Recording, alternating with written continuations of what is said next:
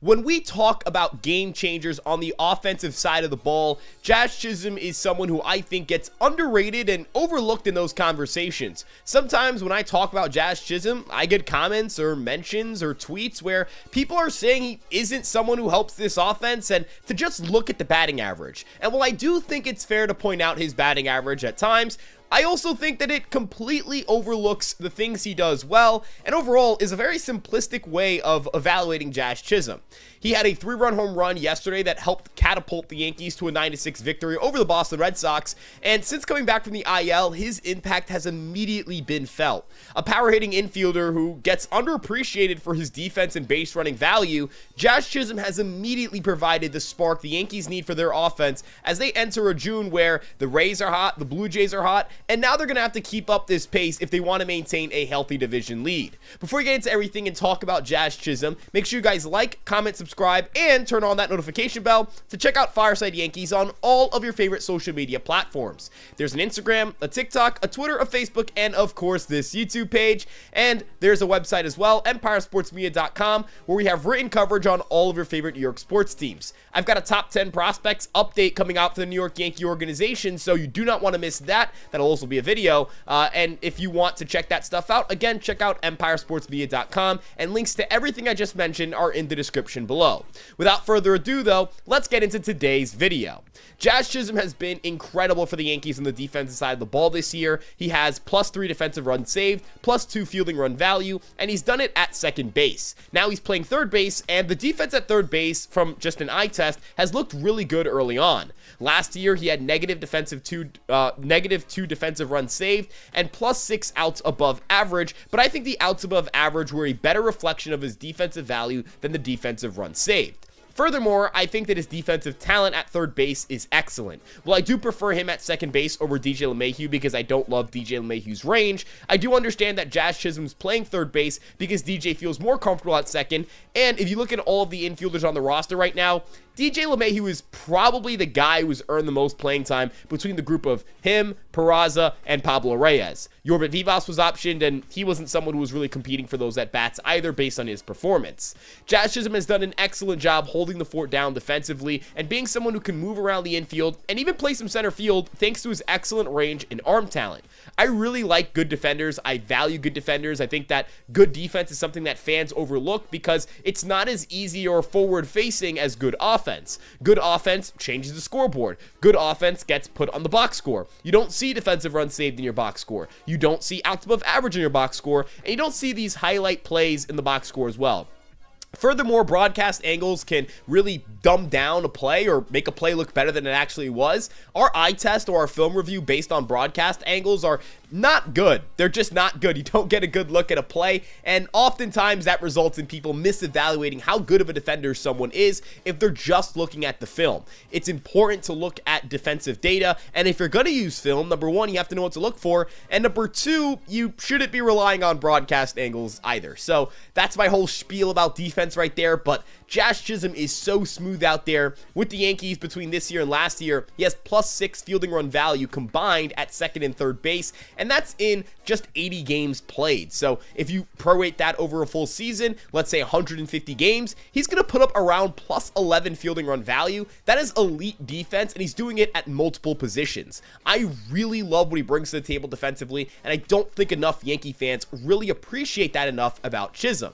There's also the base running value. He has 25 steals in 80 games with the Yankees and has accumulated +4.6 base running value since being traded over to the New York Yankees. I think a lot of people also overlook base running value because base running value can oftentimes just be reduced to who has the most steals. If you look at base running value since the trade deadline last year or since Jazz Chisum first debuted with the Yankees, he has been the third best base runner in baseball by BSR. The reason I use BSR is because it also factors in extra bases taken. I think that your extra bases taken are really important. We have to make sure that you're looking at that kind of data, that you're going out there and you're, making really good base running plays that aren't just stealing bases. And we also have to weigh in the fact of whether you're getting thrown out a lot or whether you're getting thrown out advancing bases a lot or hitting into a lot of double plays. That hurts your base running value, and it should hurt your base running value. It's why I look at that metric a lot. So we're talking about someone who has been a really, really good base runner, a really, really good defender,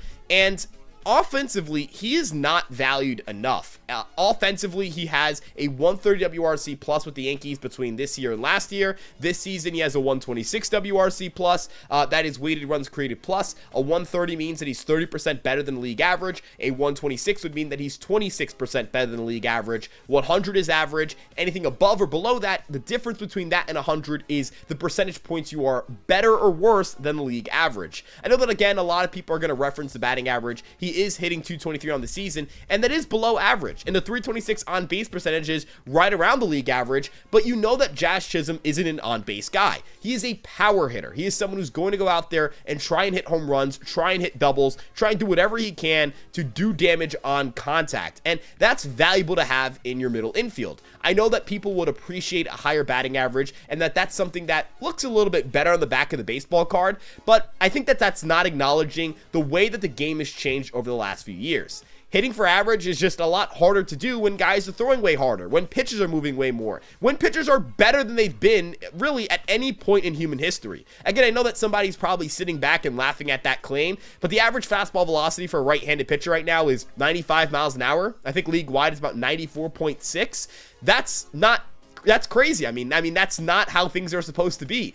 I remember growing up and thinking 95 was extremely special. Now 95 is mundane. It's average. It's what you should expect from a pitcher when you see them pitch. So Jazz Chisholm is someone who isn't hitting for average, sure, but he's getting a lot of run value or a lot of production on each swing he generates. That reflects in the home runs. He has 9 home runs in 34 games. He is a premium power hitter in the middle infield, which is, again, very rare at that position. You very rarely see a second baseman who has as much power as he does.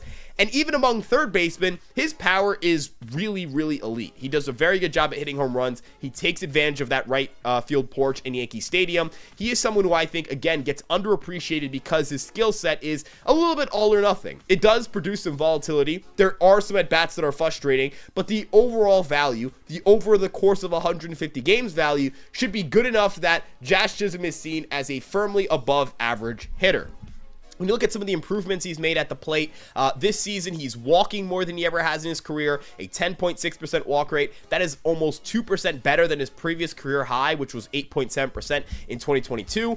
His chase rate has gotten a lot better. He is chasing a lot less than he has in his career. His swing decisions are elite. He is in the 82nd percentile for Seager score. Seager score is a swing decision metric. It evaluates how well your swing decisions are. It evaluates how good they are. And he ranks in the 82nd percentile. So elite swing decision maker, not chasing a lot, still aggressive on pitches in the zone, and his 15.2% barrel rate, I mean, that's also elite. So really good swing decisions, really good quality of contact data, really good results so far with that 126 WRC plus. He has already accumulated 1.3 WAR in 34 games with the Yankees this season. He is on pace, if he had played 150 games this year, which he won't because of the injury, he would have paced for 5.7 WAR. That is a down ballot MVP candidate. Now, obviously, that will never compete for MVP as long as Aaron Judge is hitting the way that Aaron Judge is hitting, but the fact that you might have a 4 to 5 WAR infielder in Jazz Chisholm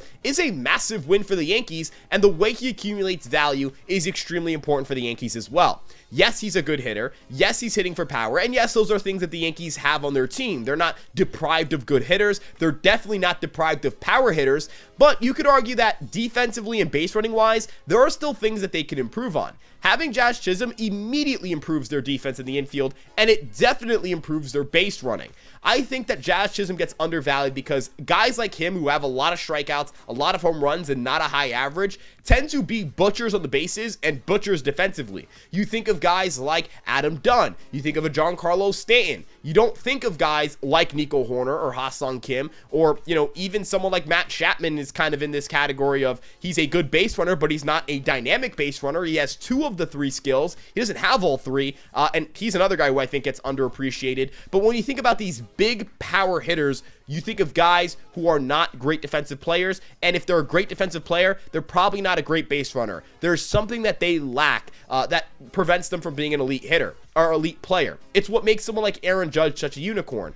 He's someone who has the high strikeout rates and the big power, but he's hitting almost 400, and he's an elite defensive right fielder. So while he's not a great base runner, he is a generational talent. But when we again talk about guys who traditionally fall into the bucket of low average, high strikeout rate, they tend to not really have the other skills that float their WAR value. In the case of Jazz Chisholm, he is a really good defensive player and a really good base runner. Again, he has the defensive skills of someone like a Ha-Seong Kim, a Nico Hoerner, and their base running skills as well. But unlike those two players, who I covet heavily, I've talked about them a lot on this podcast and why I think the Yankees should really go after them if they were ever available. The difference is the power.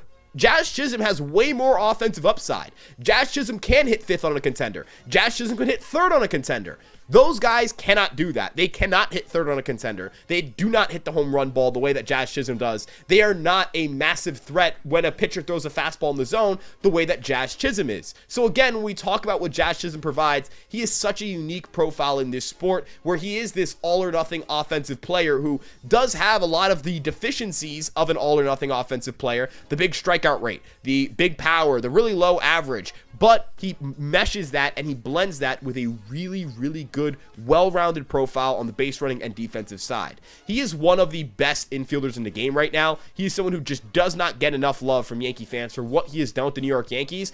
And if the Yankees never acquired Jazz Chisholm, you could replace him with Gleyber Torres, and in theory, you would be fine, right? Like, you would have roughly as many wins as you did this year. It's not like Jazz Chisholm and Gleyber Torres are years apart from each other or light years apart from each other, but they've matched each other in WAR, and Chisholm has played fewer games. Chisholm is a really, really good player. Chisholm is someone who does not get enough respect. When you look at second baseman in baseball and you look at WAR for second baseman in Major League Baseball this season, Jazz Chisholm is in the top 10, and he was hurt for an entire month. He missed an entire month of baseball. He is already in the top 10 in WAR. If you look at home runs among second basemen, I know that Jazz isn't playing second base anymore, but that is the position he's played the most this season. He's already tied for second in home runs with 9. He's behind just Brandon Lowe and Ketel Marte. Ketel Marte's also played very few games. He's played 37 this season, but I think we all acknowledge Ketel Marte as an MVP candidate and clearly a better player than Jazz Chisholm. He is,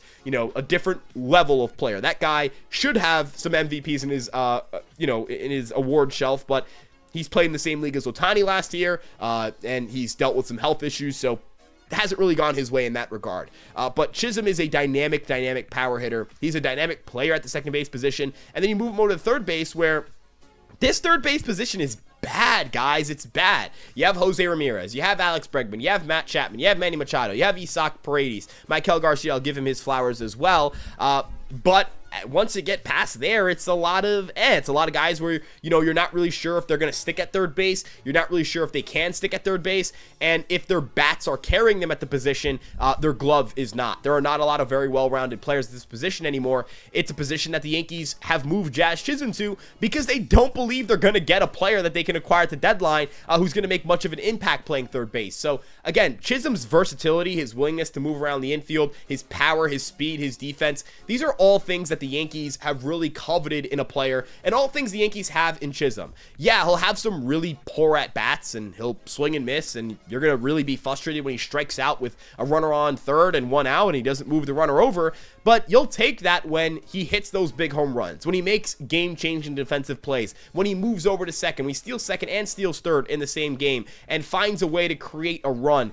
You have to take the flaws of a player and not have them overlook all the pros when the data tells you that the overall value is really good here. I wouldn't be sitting here and telling you, don't worry about the strikeouts if this was a player who was a below average hitter, or if this was a player who was a bad defender and a bad base runner. I would put more pressure on their bat and tell you that you should care a lot about their bat. It's why I talk with Anthony Volpe. When I mentioned about Anthony Volpe, he is someone who I don't really put a lot of pressure on the bat because the glove and base running are good. As long as those things remain good, if the offense is above average, he's going to be a good player. In Jazz Chisholm's case, he's going to be a great player if he plays at this rate throughout the season. He's going to be someone who, if healthy, can get MVP votes. He's doing everything that he was doing last year, and he's doing it now over a larger sample size. It's not just a couple of good months. Now it's 80 games of playing at a really, really high level. He is paced for 6.8 WAR over 150 games throughout his Yankee career, with 80 games played and 3.6 WAR,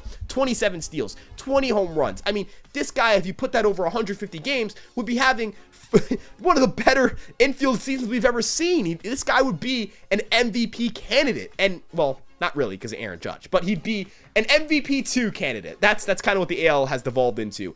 Who's going to finish second behind Aaron Judge? But that's just how good Jazz Chisholm is, and I really don't get why the fan base hasn't wrapped their arms around him entirely. I don't care if he's hitting 220. I don't care if he's hitting 230. Heck, he could hit 210 for all I care. As long as the OPS plus is high, or the WRC plus, whichever number you look at, as long as the league adjusted offense is above average, and as long as the glove and base running remain really good, I'm going to be very happy with the production the Yankees are getting out of Jazz Chisholm, and I do hope that they keep him long term. He's a young, dynamic player. He's a really good base runner. These are just things you don't really have on this roster, and it's a style of play that I think is so refreshing from what we've seen in previous years. The Yankees have traditionally run a pretty slow infield. In 2021, it was Gio Urshela, Gleyber Torres, you had Luke Voigt, and second base was like Rougned Odor. I mean, it was a rotating door in the infield. LeMahieu played some second base and third base. He split time between there. But none of those guys were positive base runners, and you weren't getting positive base running value from Aaron Judge or Giancarlo Stanton, and center field was a giant mess. You had Hicks, who was hurt constantly and really struggled after his 2020 season.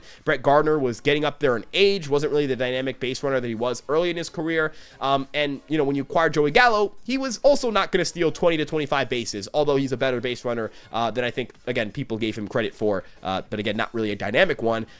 Again, these are players like you've never really seen a Jazz Chisholm on this roster in the last few years. It's a nice breath of fresh air. All their speed guys have been pretty bad at baseball, like Tyler Wade wasn't very good with the Yankees. Again, you talk about a Brett Gardner. He was a better base runner early in his career. He kind of traded off some speed for power towards the end of his career. A worthwhile trade-off. And again, you haven't seen a guy like Jazz play for the Yankees in quite some time. Take some time to appreciate having a really good base runner, a really good defender, and a really good hitter all in one player. He's someone who, again, he's versatile. He's willing to play wherever the Yankees need to put him. He can play some center field in a pinch. It's really valuable to have him on this roster, and hopefully he keeps smashing, because as long as he keeps hitting home runs, stealing bases, and playing great defense, this team can go very, very far in the postseason. But I'd love to know what you guys think in the comment section below. What do you think about Jazz Chisholm? Is he someone that, you know, you've kind of grown more on as he's played more with the Yankees? Is he someone that you loved when he got here and still love today? Is this video changing your mind a little bit if you're not someone who views Jazz Chisholm as a very valuable player? I will sit here and tell you right now, the data is pretty strong in the favor of he's a very good player and he's very helpful. But again, I want to know your guys' opinions in the comment section below. I do read them. I appreciate the feedback. I think it's very valuable. And I really appreciate you guys sticking through and watching to the end. We really appreciate your guys' support, whether it's here on the TikTok, the Twitter, the Instagram, the Facebook. All of it is loved. All of it is appreciated. We do not want you guys to feel like we're not looking at what you guys are saying. We really do appreciate all of the, all of the support, all the positive comments. And of course, check out EmpireSportsMedia.com for written coverage on the New York Yankees and all of your favorite sports teams. I'm Ryan Garcia. This is Fireside Yankees. You can follow me on Twitter at Ryan Garcia ESM, and we'll see you guys in the next one. Let's go Yankees. Peace out.